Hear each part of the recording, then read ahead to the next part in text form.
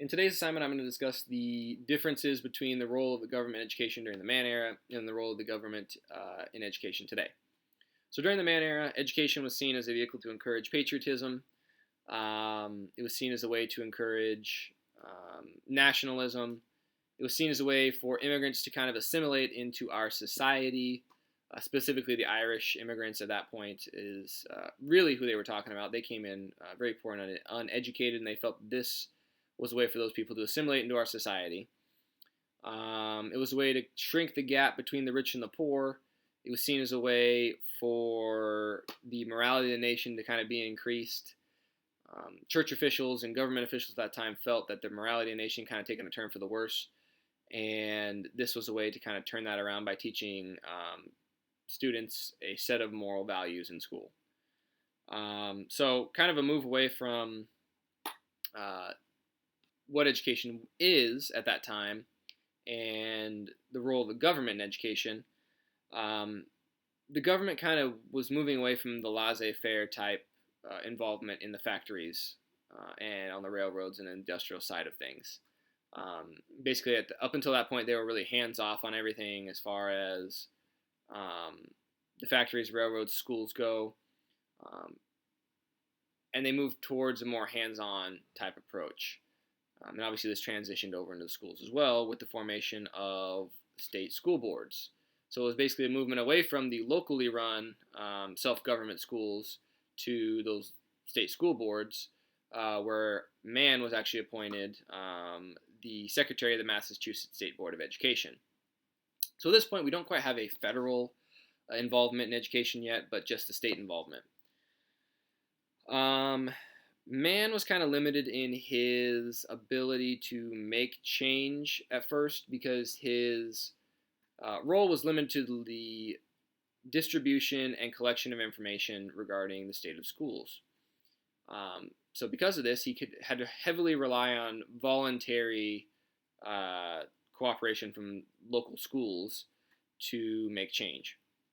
However, he did use three different tools to go about that change. He used the County Education Convention.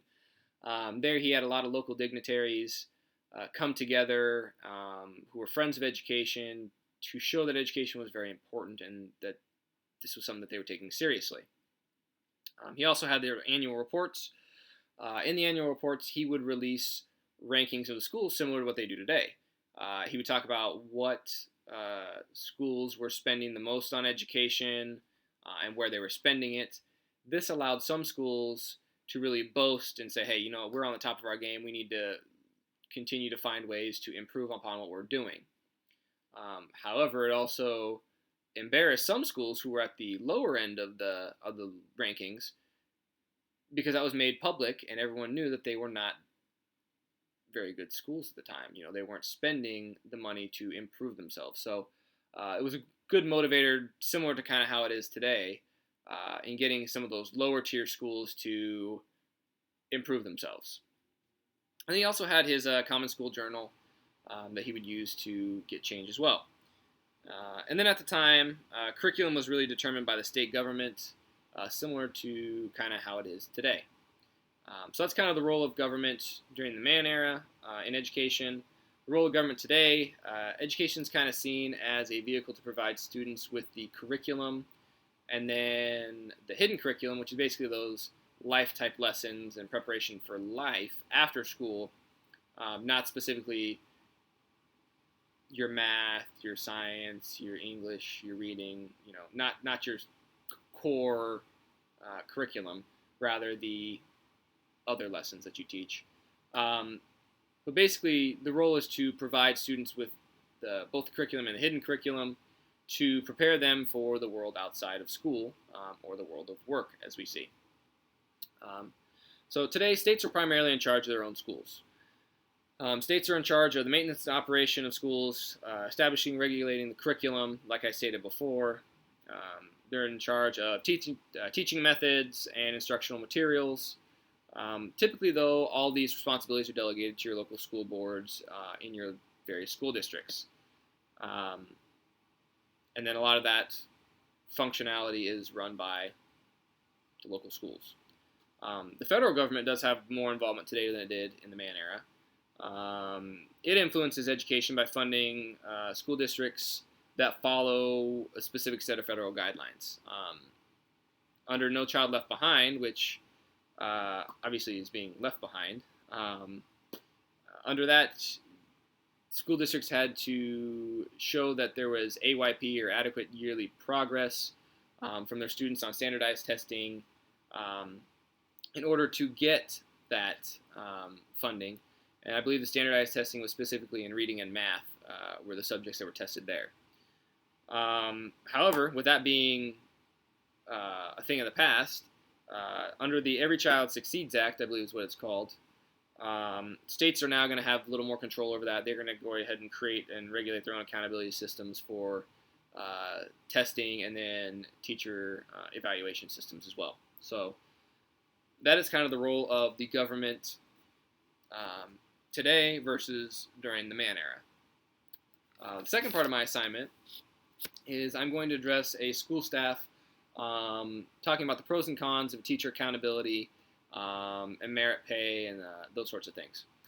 So looking at the pros for a teacher accountability system, the major pros there are they're looking to get marginal or subpar teachers will either leave the job of teaching and go do something else, so get rid of those teachers, or it'll allow for the professional development improvement of those teachers and other teachers to improve in areas of deficiencies. And these deficiencies would be identified through evaluations. So whoever did the evaluation, whether it be your administrator or whoever it is that they have do the evaluation, improvement plans will be made after deficiencies have been identified. These improvement plans will be made with the administrators. It would be made with your local school districts as far as your school boards go. It might even involve your local education associations. However, after those deficiencies have been identified, teachers begin adequate time to address those deficiencies with high-quality development support. So basically what that means is you could be assigned, for example, a high-quality teacher, or a teacher that's considered kind of go-to teacher in the school, a very high echelon teacher, to assist in improving the practice of those struggling teachers. So those evaluations typically looked at the content knowledge. As a teacher, do you know your math? Do you know your English? Do you know your reading? Do you know your science, your social studies, your Spanish, your industrial technology? Do you know your content area? It also looks at teaching skills. Do you your ability to teach? Can you relay the information of your content to your students? Can you differentiate to your students? Can you, obviously, since all students learn differently, can you differentiate to those kids? And then it'll also talk about the ability to monitor learning and adjust accordingly. So can you find out, after differentiation, did the students get the information? If they do understand the information, awesome, we can move forward. If not, let's go back, let's remediate, and let's reteach some stuff. Okay, so you need to adjust your teaching accordingly. It also talks about teacher growth. Basically, by that, we mean the completion of professional development. Are you bettering yourself as a teacher? Are you taking classes to work towards higher degrees? Are you completing a master's degree or a doctorate degree? And then the other thing they talk about is contribution towards student growth. The evals look at student progress towards learning goals. Those could be learning goals that teachers come up with for their students in cooperation with their students, goals that the administration comes up with for students. Also talking about standardized testing. Do students improve in their standardized testing from year to year? Local school districts or local school assessments also involved in that, as far as seeing whether you're contributing to student growth. Just various different types of student work also are ways to see if you are contributing to their abilities. And then also, like I said before, teacher-defined objectives for student growth. So any objectives that teachers come up with for their kids, are those students reaching those objectives that you set for them? So those are all things that are looked at during those evals. So continuing on with those pros, when a teacher's accountability is tied to student performance, it basically makes you very aware of your students and how they're doing. Are they getting the information? It makes you invested in the success of those students. And then also, obviously, it motivates teachers to improve themselves professionally, which are all great things for the teacher accountability. And that's kind of what the teacher accountability merit pay acts are, our system, I should say, is looking for. It's looking to improve teachers and make sure that our students are getting the education that they need. So those are kind of the pros to that system. The cons of that system, however, many people feel it's unfair to tie teacher evaluations and performance to student performance. Mainly the reason for this is teachers teach a wide variety of students every day, especially in the public school system. You get kids that are high ability learners. They get all the information the first time out. They don't even need to study. You get students who are special needs students. You get students who just don't get the information. They might have a reading disability, or you might have the kid who tries really, really hard and he just does not get the information the first 2, 3, or 4 times you talk about it, but he does get it the 4th time or the 5th time. So it's not fair in some views to tie teacher performance to that, because it's such a wide variety of students that you're teaching. Some teachers don't want those students in their classroom under this system. And as an educator, that's unfortunate, because you should want to educate all students equally. But it's understandable that underneath this system of merit pay and teacher accountability, you would only want the best students in your classroom because it makes you look good.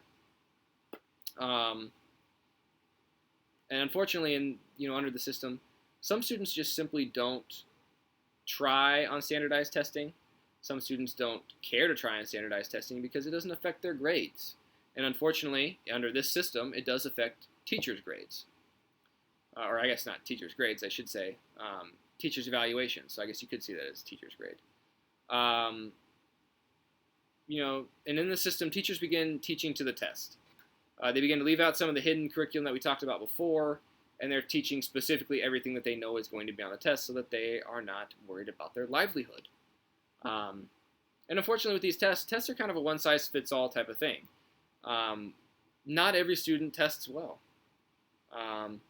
Some students do better with video projects. Some students do better writing papers. Some students do better just doing projects. Some, they work in groups. Tests are not a one-size-fits-all type of thing. It does not work that way.